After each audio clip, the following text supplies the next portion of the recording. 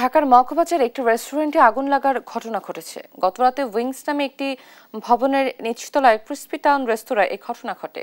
Fire service জানায় রাত 12টার দিকে রেস্তোরাঁয় আগুন লাগে। এ সময় ভবনে থাকা তাকওয়া স্পেশালাইজড হাসপাতালের রোগী স্বজনের মধ্যে আতঙ্ক ছড়িয়ে পড়ে।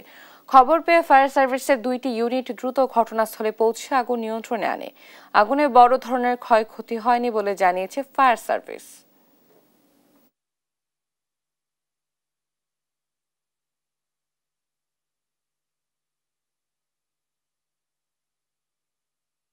আমরা আইডেন্টিফাই করতে পারি ক্রিস্পি কাউন নামে একটা রেস্টুরেন্ট থেকে ধোঁয়াটা সূত্রপাত।